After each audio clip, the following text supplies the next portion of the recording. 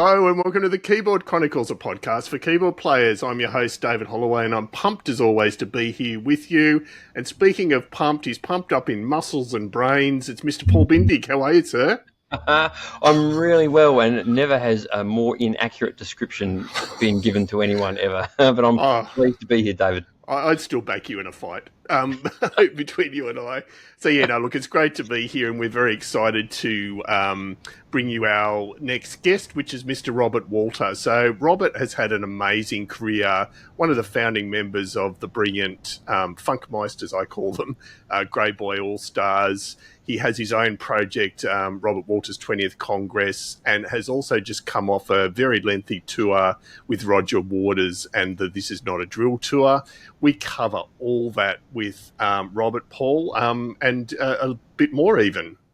Yeah, it's a really interesting chat, and I know there's a lot of Pink Floyd and Roger Waters fans out there, so you'll definitely enjoy hearing how he approached the This Is Not a Drill work. But besides that, he's had an amazing career, and for anyone who's not heard the Greyboy Allstars, well, we've got the link in the show notes.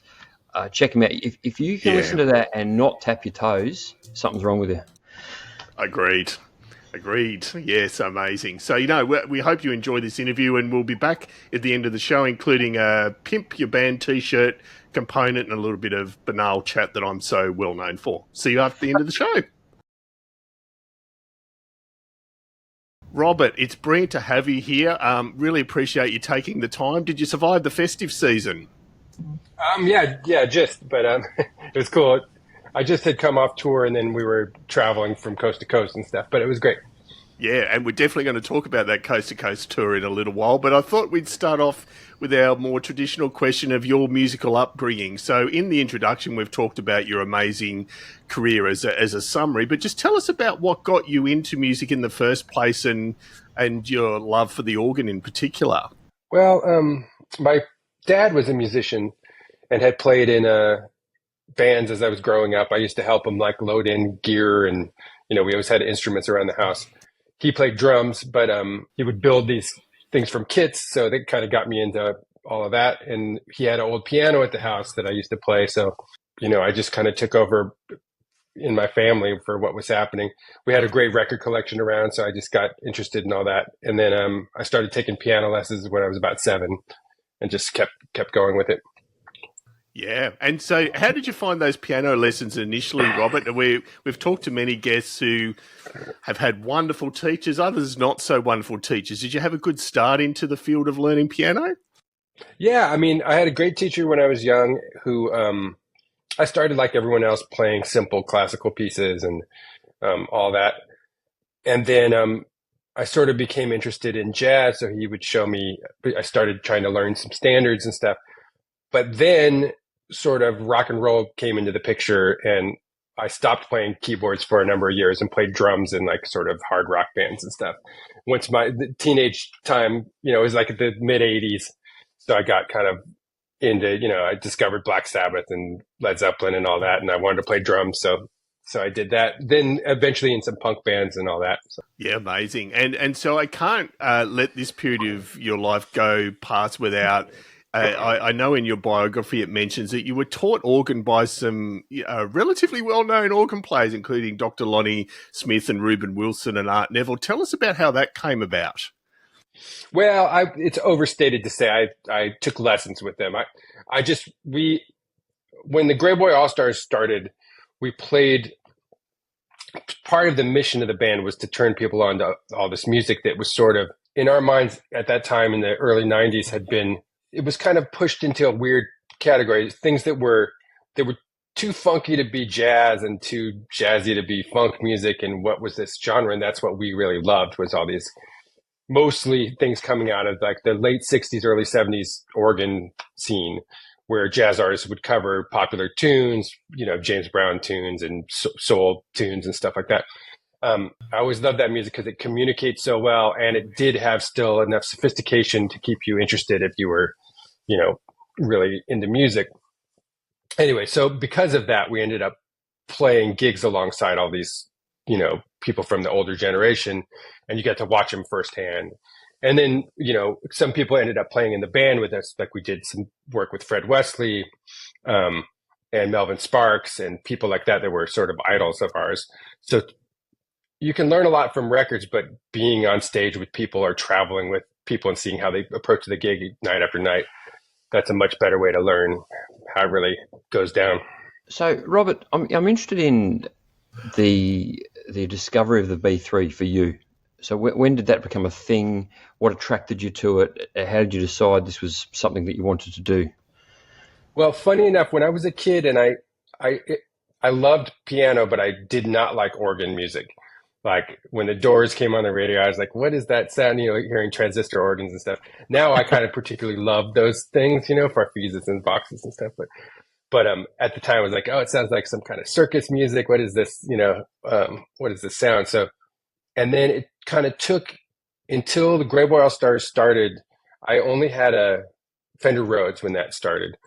And we had started to listen to all these organ records, and I got more and more into John Patton and Reuben Wilson and Lonnie Smith and all these great players. And I was like, you know what, I better figure that out. So, but when we made the first Greyboy record, West Coast Boogaloo, I had barely played a B3, like handful of times, barely knew how to turn it on. So, wow. So that's why when I hear that, I cringe a little bit because I'm like, whoa, I really was very green.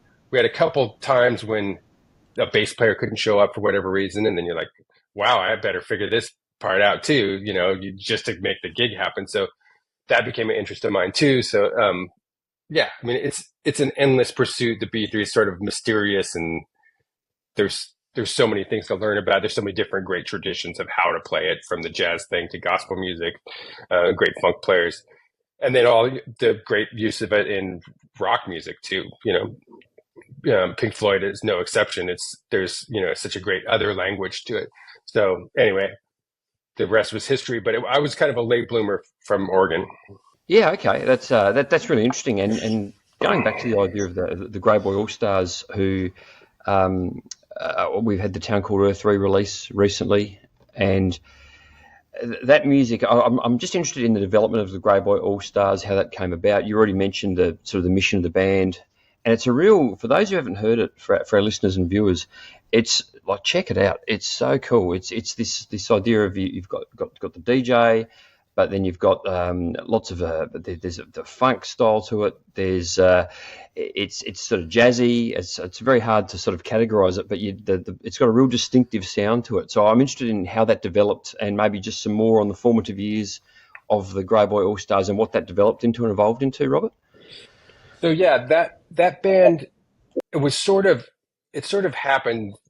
I mean, not accidentally, but sort of, we kind of just fell into this thing because we all had been playing in different local bands in San Diego, and DJ Greyboy was sort of a character that some of us had worked with, but not all of us. And he was just doing a one-off gig to support one of his records that he had made in more traditional, like DJ production style with samples and loops of old records, but focused on like jazz things. And then he would have live jazz soloists, the days of acid jazz in the sort of early 90s.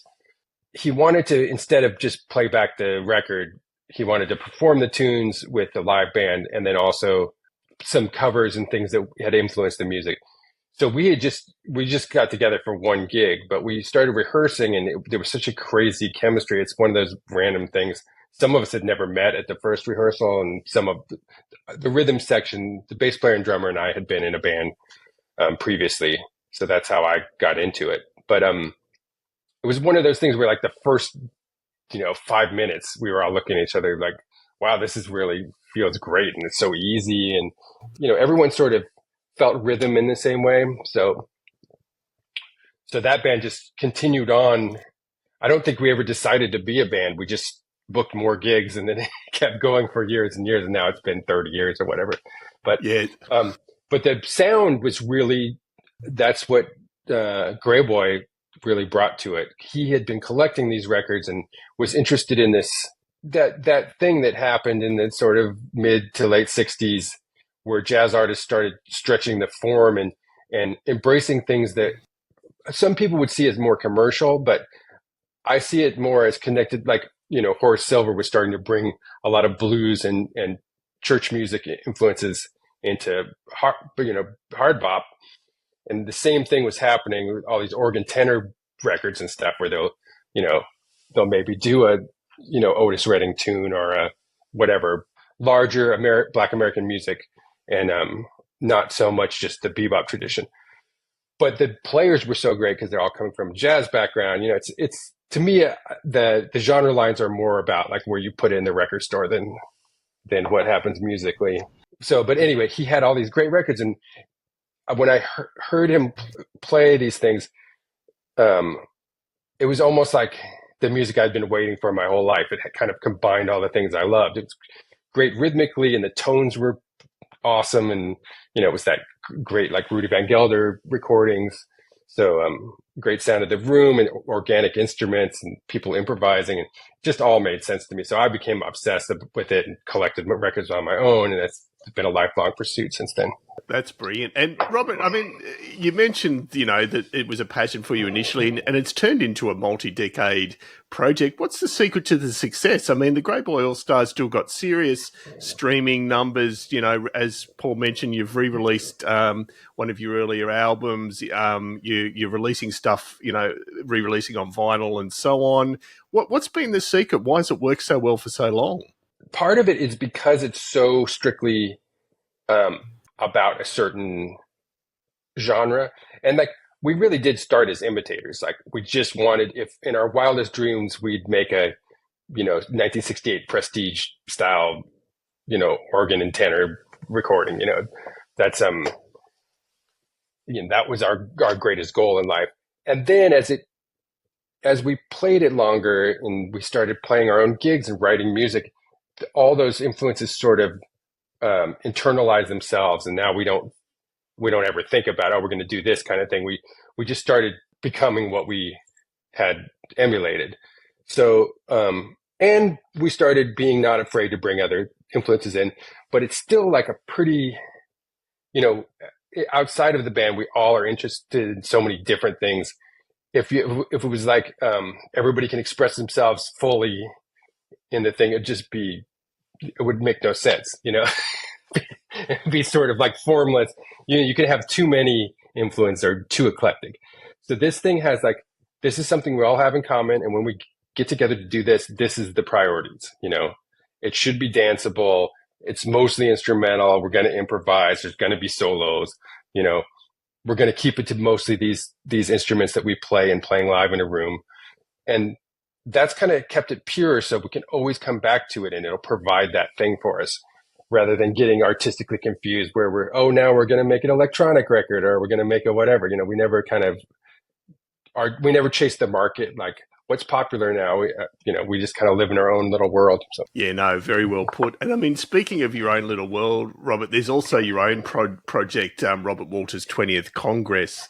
And we've obviously had a listen to a number of your albums of output there as well, and it's amazing. And I think you actually deserve the award for one of the most esoteric and brilliant album titles ever, which was your 20. And I'd love you to explain where it came from. The Aquarium Drunkards Lagniappe Session Volume 3, released in 2023. Tell us about the itch that scratches. And I understand that album is probably something that's come from somewhere else. But yeah, just tell us about that project. So that name is sort of a descriptive name of all the things what's the steakhouse? Chris's Steakhouse. Have you ever heard of that? It's got all these modifiers because different people bought it, I think is the story.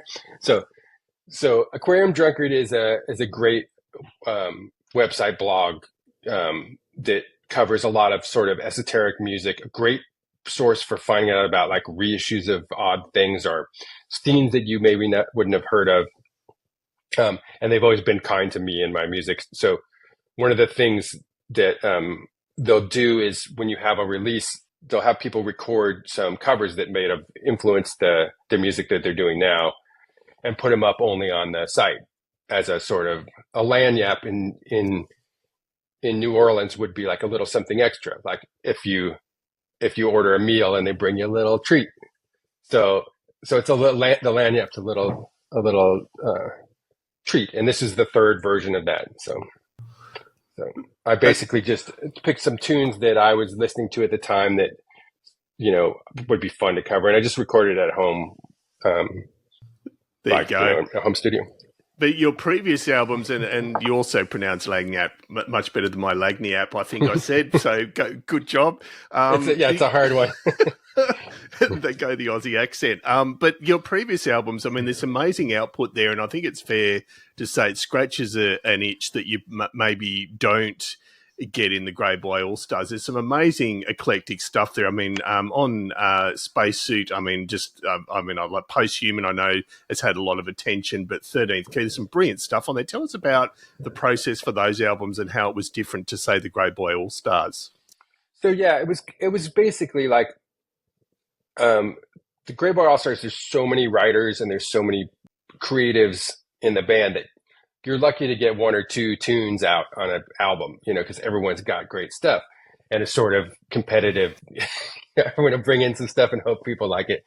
And I think all of us had, a backlog of all this stuff. So originally I just wanted a place to play those tunes, and it did allow me to embrace a little wider palette and more effects. I was into a lot of like Miles Davis's electric records and things that were a little more dissonant, a little more psychedelic, for lack of a better word.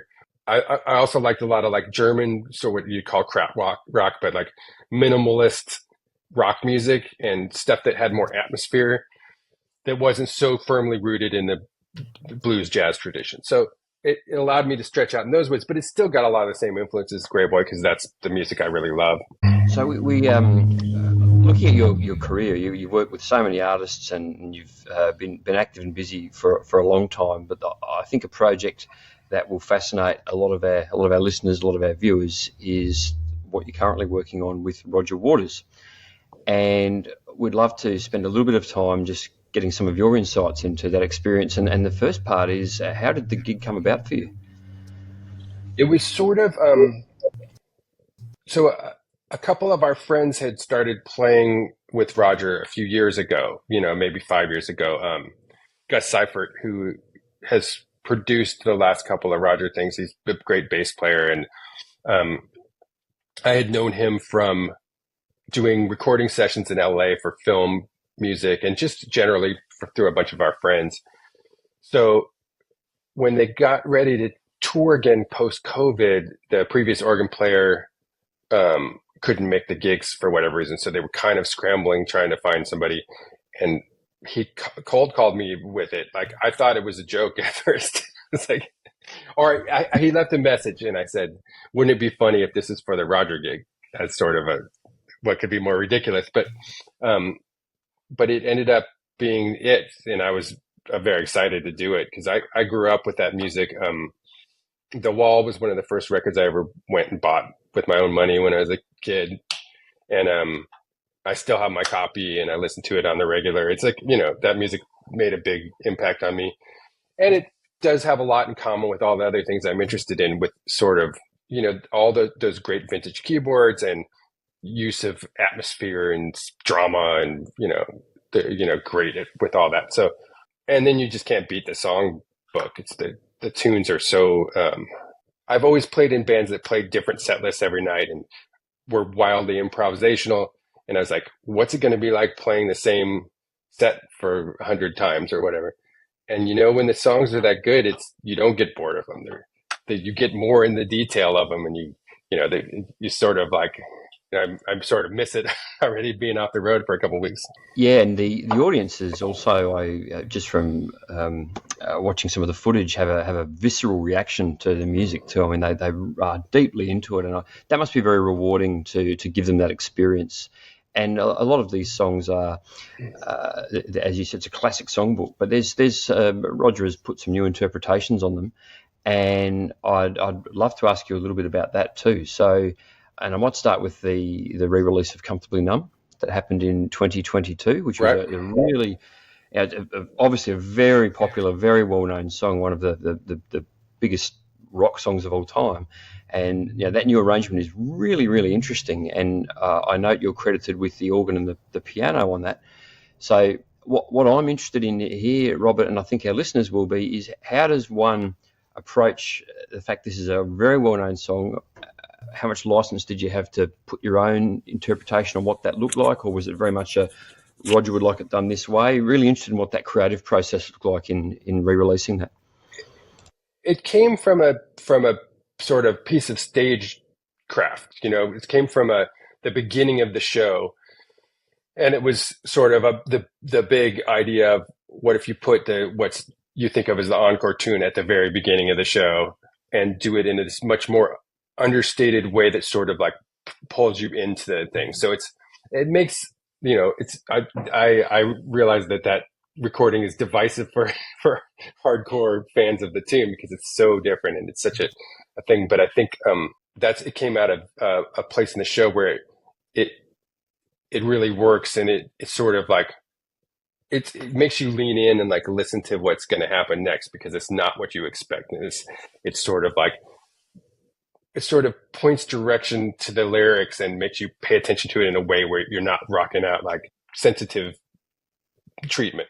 But that's all Roger. He's like, I'd like to do it this way. He started experimenting with just recasting things in a different way to recontextualize them. We all know the thing so well, the arrangement so well. So when you kind of break that thing, it makes you pay attention to what's left in the song, what the lyrics are actually about. And, a lot of times we hear those tunes so many times you don't even listen to them anymore. You're just sort of like there for the anthem of it. So there's something real interesting about that. And he treats all the tunes that way, even things that we play in a much more closer to the record. They're still not exactly close to the record if you listen to that's real interesting. When I first started approaching the music, I was like listening with headphones, like super detailed, like what exactly is the drawbar setting and stuff. And once you start playing the tunes with the band, a lot of that doesn't matter so much because you want them to be an organic living organism. You want them to be responding in real time. So you're not just like a karaoke machine, it should be a band playing. And, but they're subtle. You still want to like deliver the thrill of hearing those great songs and the great arrangements, but within that, find a way to play it and make it your own, and so that you're speaking honestly. It's like doing a play. You don't copy another person's performance of the play, although you are true to the script. Yeah, the director's interpreting the play in a way that makes sense for the particular audience they're trying to reach, and I think that's what Roger's doing, and it's his music, so it's absolutely up to him to interpret it how he'd like to. There's some feedback from a big Pink Floyd fan, which is me. That what you were talking about with that start of "This Is Not a Drill" and "Comfortably Numb," it does work, because I know when I listened to it for the first time, I thought, what is this song? And you do really listen. This is very cool, and then you go, oh my goodness, it's Comfortably Numb. Like that aha moment happens, and it's a very cool experience. It's a nice thing. If you don't mind, Robert, a similar question, and this relates to Dark Side of the Moon redo, and the very, very equally iconic song for Pink Floyd fans, "Great Gig in the Sky," where you were also tasked with the challenge of recreating something that Richard Wright beautifully wrote, an amazing chord sequence and a very well-known song. And again, I'd love your thoughts on the approach you took there, because it's definitely recognisable as "Great Gig in the Sky." But for those who haven't heard it, it doesn't have the big non-lexical female vocal solo. Instead, it has Roger reflecting on some things in almost like a poem. But we can hear Robert playing the piano in the background, and it sounds lovely. But again, I'd love your thoughts on how that came about and the approach you took there. So that's another one. I kind of came into that project after a lot of that record had been recorded when I joined the band, but that was one of the tunes that was left. I always loved that piece of music. But one of the notes that I got was try and stay away from all of the sort of obvious piano language that's part of the arrangement. Like use the chord progression as if you were learning the song for the first time and hadn't listened to the recording a million times. So I tried to voice things different and keep the movement without like playing the actual licks the same way and things like that, just because it already exists in that form as well as it's ever going to be. I mean, the things that's a lot of people think that's the most, that's like a perfect record and everything about it works. And I tend to agree. So to approach that music again, you want to look at it sideways and treat it as a new thing. But I'm so used to doing that from working amongst sort of jazz people or improvisational musicians. We would never want to do it the same. Every time you approach anything from night to night, I tend to do that. So I always think it's fun, and that's one of the things that keeps music exciting. Like, look at it from a different angle, and what's still there, and what works about this, and what doesn't, and what So, but that's the thing, is I just tried to play it without referencing it, which is hard because it's in our collective memory. But great approach. And Robert, I'm really fascinated both in the live touring and also the recording sphere with Roger. Obviously, all of us are keyboard players. The podcast is for keyboard players, but not many of us get to play with another keyboard player on stage. It does happen, but your brother in arms is, the amazing Jon Carin. So how does that approach go as far as who plays what, the interaction on stage as far as between the two rigs and so on? Just what's the approach there, and how was that for you as a learning experience? In the and this is not a drill, I was mostly hired as an organ player. So in a way, it made sense automatically, like, what are the organ parts? And this show happens to have a lot of organ in it, which is great. It's a lot of fun things to play. As well as, like, I play a little bit of synthesizer and some piano, but most of those things were already defined. Jon plays a lot of guitar and lap steel, and then all these great synthesizer things. And, he's been in it forever. So he's the great source of knowledge, and he knew Rick very well. So he's got that perspective. Like, we'll talk about drawbars, and he's like, oh yeah, he used to do it like this, or he'll ask, he's encouraged me to do it my own way too. He's like, I'd ask him, well, what do you think this is? And he'd be like, well, what do you want to do? It's okay. It's cool to meet people. He's sort of one place in between, like this, Pink Floyd and this legendary thing in your mind. And he's like actually of it and been around it enough where he sort of demystifies some of it, which in a good way, where it's not so frightening. You know what I mean? And he's just a great source of knowledge, and we have a lot in common about the music that we like besides that music and stuff. So he's become a good friend and sort of a mentor within the band. Oh, that's great to hear. And look, one final question on the This Is Not a Drill experience, if we may. And for those of us, which I would say would be 99.99% of all our listeners and viewers, who will never have the experience of playing in a massive touring production with huge visuals and a giant band to huge packed stadiums, give us a little bit of an insight into that experience touring on the road. That's one of the things. When I first got the call for this gig, I was like, whoa, those are big rooms, and like, what's this going to be like? And I called my friend Carl Denson, who's our saxophone player in Greyboy Allstars, but he also has been touring with the Rolling Stones for the last several years. So he's been doing these big stadiums and all that. And I'm like, am I going to faint? Like I said, am I going to faint when I get up there? And he said, no, it'll be fine. He said it actually doesn't feel it, when the crowds are so big, it almost feels more intimate in a way. Like the stage, I'm paying attention to the people on stage and trying to play the thing. And I love the energy from the crowd, but it's not the most nervous I've ever gotten in front of people has been like playing a friend's wedding or something. It's like 30 people and them and they're really paying attention. A big thing like that, it's sort of, it's more dreamlike, like, you can't process it in a way. So it's just a great wall of energy, so. And it is exciting though. It's exciting in a way that's different. Also playing, I always thought it'd be fun to play a big show with lights and, some kind of production value. Cause I had always been in bands where, our note would be like, put white lights up on the stage, hit the soloist. That's about it. Like, don't go crazy. Very performance based. You want to see our faces, like keep it kind of plain. But I love rock music and I love, sort of the excitement of all that. So, it was really fun to do it in kind of the best way to do it. Like this is, Roger sort of invented, Pink Floyd sort of invented the big rock theater the show with all, something to it. So, so it's great to be part of that. Absolutely. And I mean, to go from one extreme to the other, Robert, from playing to huge audiences in stadiums to one of the most solitary components of being a musician, and that's composing film for film. So you've got an extensive history in this area. What sort of kicked that off for you? What was your first project? And particularly interested in what ignited the passion for that? Because we've had some guests that love doing film composition, others that do it because it's something that came up, and then there's a small handful have gone, tried it, hated it. So what was it that again scratched an itch for you? In Greyboy, we had always been fans of film music, partly because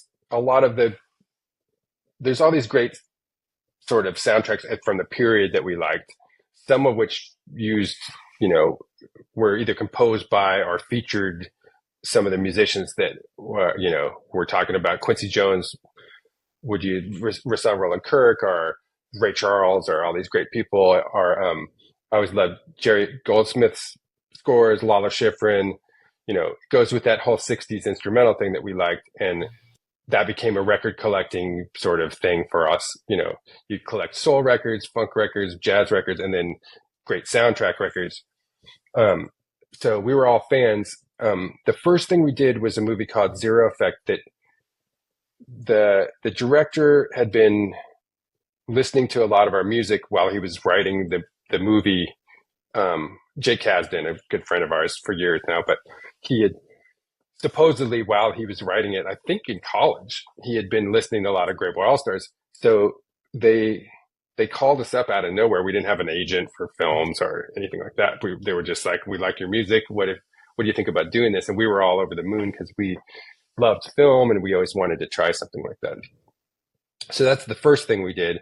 And it was a lot of fun. It was kind of a capered detective thing. So we got to sort of embrace all those cool, that's a sort of musical language unto its own.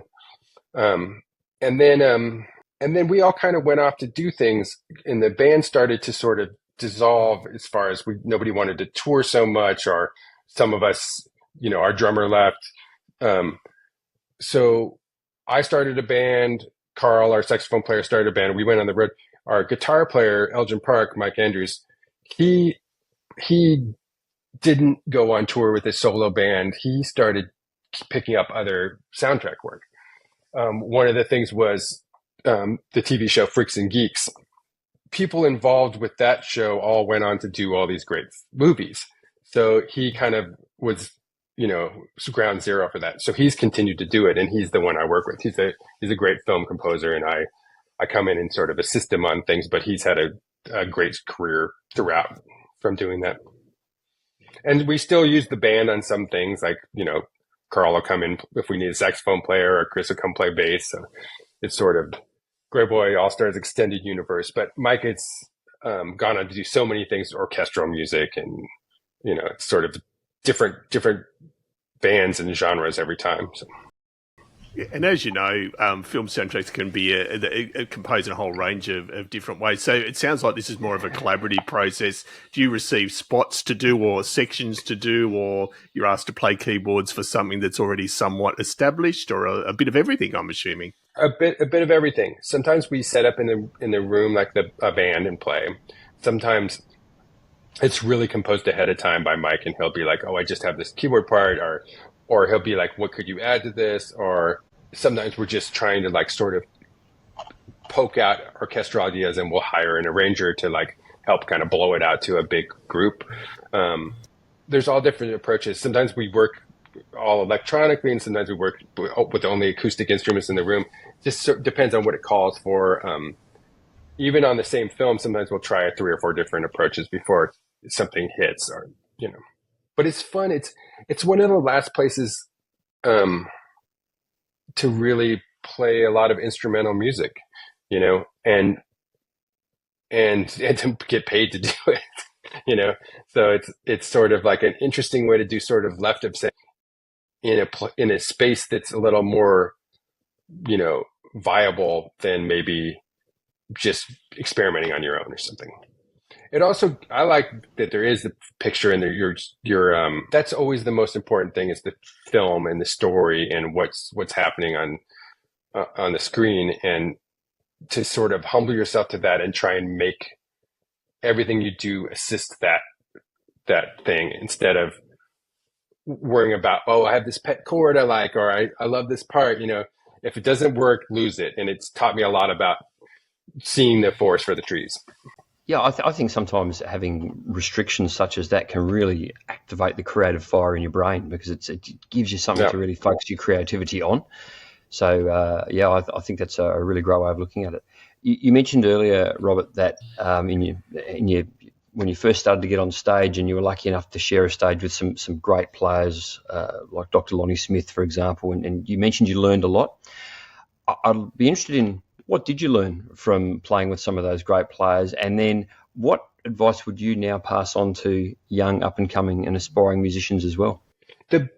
My favorite thing that I've seen from the older musicians who I admire is that, there's all kinds of great technical things. Like, people play with a lot of dynamics. Are they really, take their time with the solo, or, like, develop ideas, don't play too much, all these kind of technical things.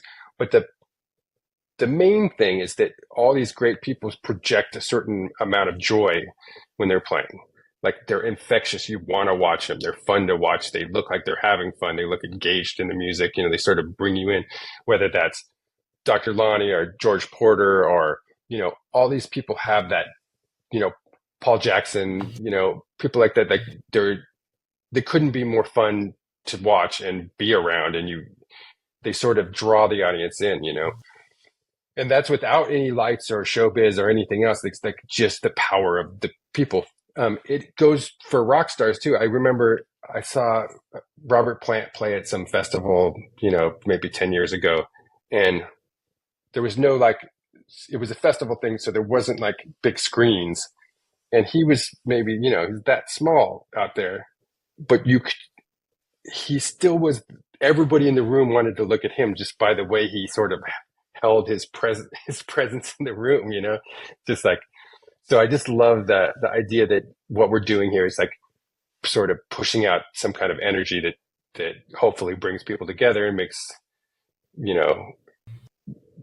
brings some happiness to the world, however trite that may be. I think that's a noble pursuit beyond any like little technical stuff.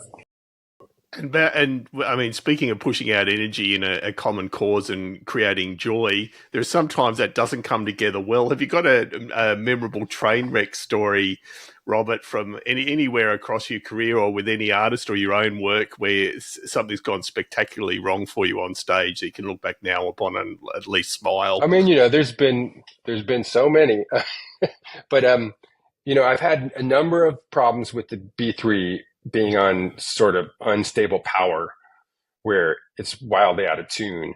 Yeah.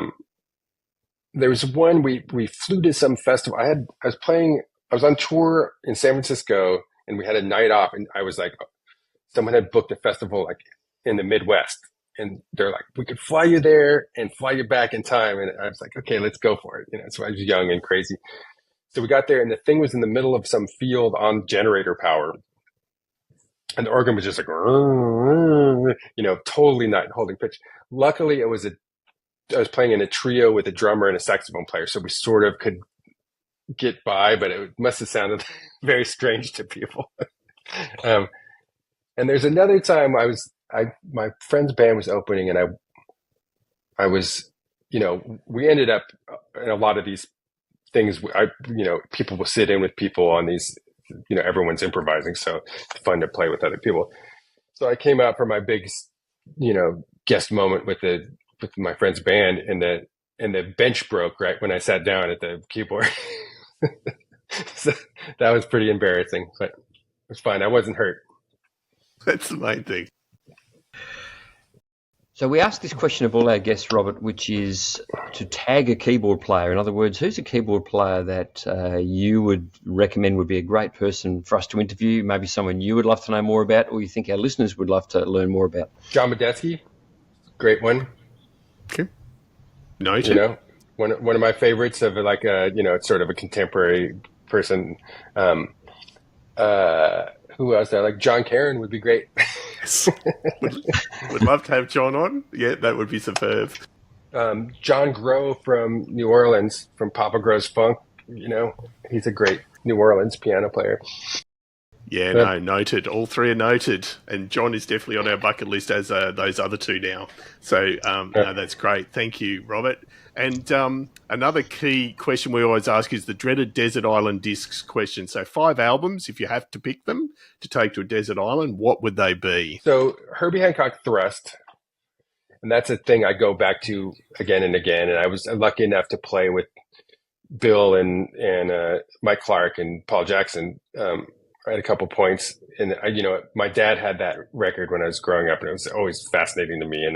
And in no subtle way, I probably stolen a lot from it over the years, with sort of like the combination of funk music and synthesizers and atmosphere and sort of science fiction things. So I always loved that. Speaking of Bill Payne, Little Feat Waiting for Columbus, that live record, that's another one that was around my house when I was a kid, and it's just kept in rotation. Dr. John Gumbo, any Dr. John record is I love them all, but that one is a great primer for sort of like a good overview of New Orleans repertoire, like, all great sort of classic tunes, and he plays so great, and the band's relaxed and feels awesome. So, what am I up to?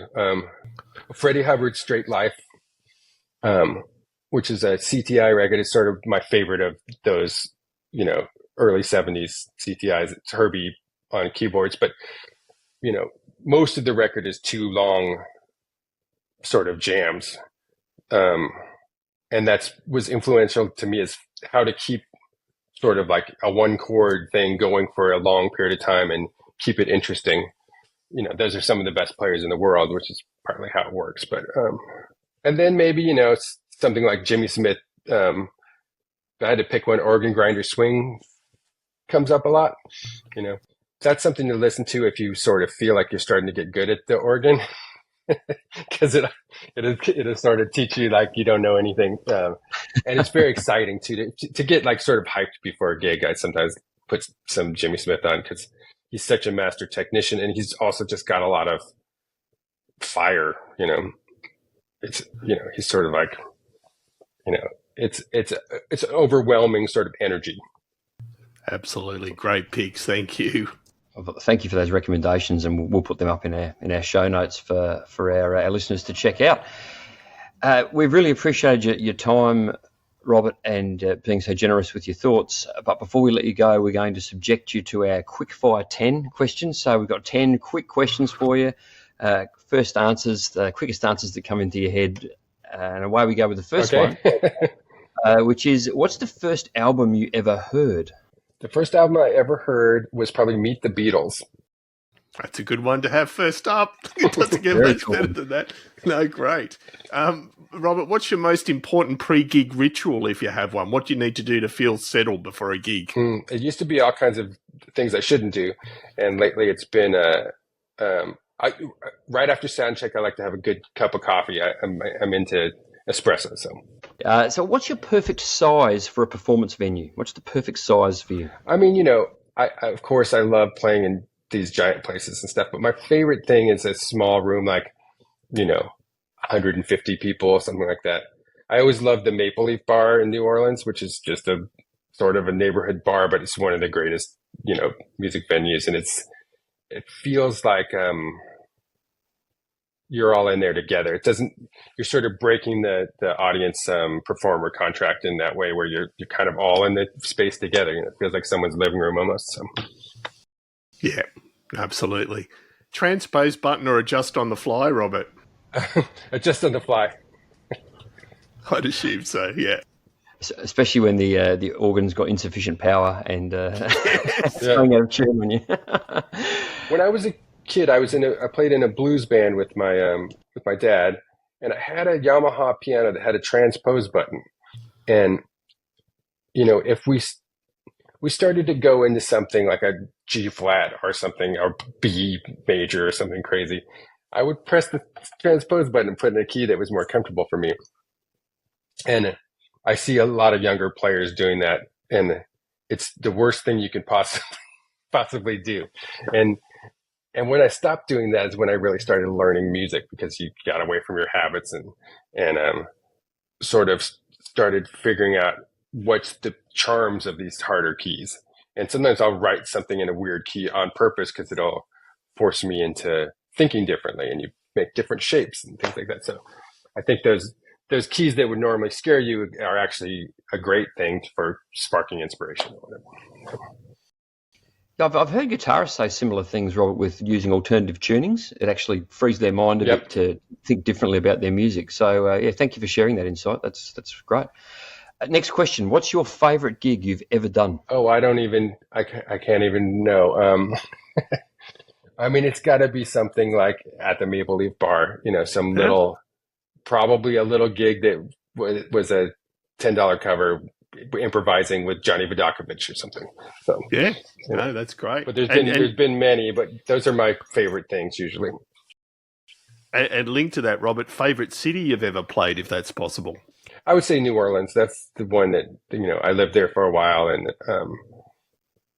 those are usually there's something that feels like you're encouraged to take some chances and sort of be yourself in that environment.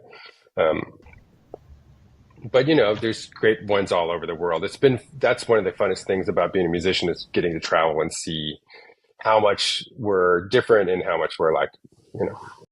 Excellent, thank you. Name an artist you've not worked with that you would like to work with. My dream is Bjork. I'm a huge fan of her music, and it was always that sort of on my wildest dreams list. That's so if you know her, tell her to call me up. Yeah, that's a great pick. No one's ever mentioned her before, but she would be brilliant. Yeah, great pick. Favorite music movie or documentary? Favorite music movie. I always loved Rockers. That movie with the old reggae movie. We'll go with that. I do love music movies, and I watched anything I can get my hands on. I just watched the Wayne Shorter thing, Zero Gravity. That's really inspiring.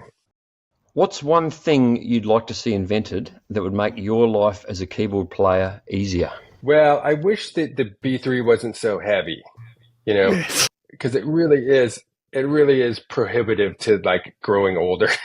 It is having to but there's nothing like it. I've tried every sort of fake version of it, and that's the thing that's really hard to cover. I actually, I played some Fender Rhodes samples on the right controller. They're pretty good, still a little bit of fun about the unpredictability of a real one. But the Hammond organ is just, it never sells to me, So, so if they could figure out a way to make that thing lightweight, it'd be amazing. Yeah, let's do it. And last but not least, Robert, your favourite non-musical activity or hobby? What keeps you sane outside of music? I like to cook. That's sort of what I do for fun. I mean, I like collecting records too, but that's still music related. But I've always liked cooking, and my grandma was a great cook, and I sort of that's something that calms me down, sort of, if I'm, feeling a lot of stress, or it's a thing I look forward to coming home for. Yeah, absolutely. What's the go-to dish, Robert? If you really want to impress someone with your culinary skills, what would you cook? So depending on where I'm living, when I lived in New Orleans, I sort of tried to learn all that stuff. So I think my gumbo's pretty decent, although I'd probably get chased out of town down there. But I also love Mexican food, so I cook a lot of that. And then my favorite thing to eat is probably just pasta with red sauce. But if you make it right, it's great. Yeah, absolutely. Look, Robert, I think it's fair to say you're probably a great cook there, and your music and your performance and your career to date is also cooking, and long may it into the future. So I can't thank you enough for taking the time, and we'll keep in touch, and hopefully again we see you down under at some stage in the next year or two. Look forward to keeping up with your amazing career. That's one place I've never been, so I would love to go. Yeah, no, it would be lovely to have you. So can't thank you enough for your time. Thanks so much. And there we have it. Paul, it was just so great chatting to Robert. What a font of knowledge he was about everything. Funk, Roger Waters, you name it. He had a great perspective on it. Yeah, I really enjoyed that, and I love the point he made about what can we teach other musicians. Have some joy, bring all of yourself to the performance, be compelling, and that the technical stuff I think is that's a must have, but the ability to bring the joy and light to your performance was something I really took out of that, the philosophical side of what he spoke about, which was really cool, right? It was. No, it was really, really great. So, yeah, hopefully, I know you're a major Pink Floyd fan, Paul. I assume that this is not a drill tour is over. Like, it's done and dusted now. So I assume we won't be seeing Roger. No, I don't believe they're intending to bring it to our part of the world, David, but hopefully for a lot of our listeners and viewers, you may have already had the chance to see it. I did watch it when they did the live stream at the cinema, so I went and checked it out then, and it was really, really impressive. I'd love it if it came to Australia, but now Roger is not a young man, and it's probably these big trips all the way to Australia. It's a long way, so maybe he feels like he doesn't need to do that anymore. I mean, he was out relatively recently too. I know I went to his previous tour, which would have been 2018, I'm guessing. Around then. Was it pre-COVID? He was amazing. I think it was pre-COVID, just pre-COVID. Yeah. When he came out, it was amazing. Yeah. Oh, the what was it, Us and Them tour that he did? That was I went to that too. Yeah, you and I both went to that in different cities, but it was amazing. Right. Yeah. Mm. So, no, huge thank you to Robert for his time. We can't thank him enough. And again, thank you to all of you out there for listening. A quick shout out to our gold and silver sponsors, Tammy Catcher from Tammy's Musical Stew. Thank you so much, Tammy. And actually, speaking of which, I believe Tammy is the provider of the amazing band T-shirt that you're wearing this very day, Paul. Look at this thing here. This is the reddest shirt I own. It won't be mine for long because, as we say, David is doing the Wiggles fingers there, so I've become the red wiggle for this episode. Obviously, it won't be mine for long because we do donate all these shirts to charity for people who need them more than we lucky people do. But this is the band Basley, and Basley is the creation of Cam Basley. And if you like your music grungy 90s style, that's what you're going to get from Basley. So they do some covers, they do some really cool originals. But if you think of that, if you're a fan of that era when music was grungy, shirts were flannelette, that's the style. That's the style that you're looking at. So check him out, Basley, easily found on YouTube. And thank you for the shirt. If you want to send your shirt to us, send it to us, and we will pimp your band. You don't have to have a keyboard player in your band. No, or you could have 4. So the one I'm pimping today is... who are they? Kraftwerk. They're this unknown band from Germany. Right. They've sent the T-shirt just out of sympathy to them. I thought I'd pimp them. So, So, no, obviously, I'm wearing a Kraftwerk T-shirt. I don't think it'll ever work, Dave. No, 4 keyboards. I think they should give it up. So I know they never heard of these guys, but whoever they are, they shouldn't be here. That's right. So I had the privilege of... How did you like the Kraftwerk show? Yeah, look, it was amazing. I've never seen Kraftwerk before, so when I knew they were touring Australia, I spent probably too much money on decent tickets. I was about 5 rows in the seating from the front, middle of the stage. Beautiful view of them, which I'm glad because those guys just never stop moving. They dance all over the stage. They're up they dance on poles and they're flying through the air and anyone that's watched Kraftwerk knows I'm absolutely lying. So you sure you didn't? When you said dancing on poles, you sure you didn't go to the venue next door by mistake? That's right. So no, look, Kraftwerk. I was bemused. I remember leaving after the gig and hearing a somewhat younger person, probably in their 30s, saying to their colleague, "Gee, I thought they would have moved more." It's like, you probably don't understand Kraftwerk. So no, look, they were superb. What you get is an audio-visual feast. Obviously, there's only it's Ralph, isn't it? It's the one that's left. Ralph is the only original member left, but the four of them do an amazing job. And the only time they acknowledge the audience is when they're doing bows at the end. And I totally understand why. It's part of their shtick, and they're amazing. So so and I guess it's part of the mystery. It's part of the mystery of the band, and the little shots that you took and posted up online for us all to see. It does look like a real spectacular visual presentation, which would be pretty cool to check highly out. recommended, and a surprising amount of live playing too. So I obviously understood they weren't just going to stand there and play just stand there and stare into the audience to backing tracks, but I was actually impressed of just how much of it appeared to be played live. And so, it was great. So anyway, thank you, Tammy, and thank you for the shirt, Basler. And then our other sponsors, Brother Paul Brown from the Water Boys. Brother Paul is, over the Christmas break, relaunching his Patreon channel. So if you don't want to support our channel, maybe support Brother Paul. But huge thank you to Brother Paul for his ongoing support. Dave and the team at the musicplay.com forums, again, member of 20 plus years standing, been a lot more discussion over Christmas and New Year than even normal, lots of interesting bits and pieces.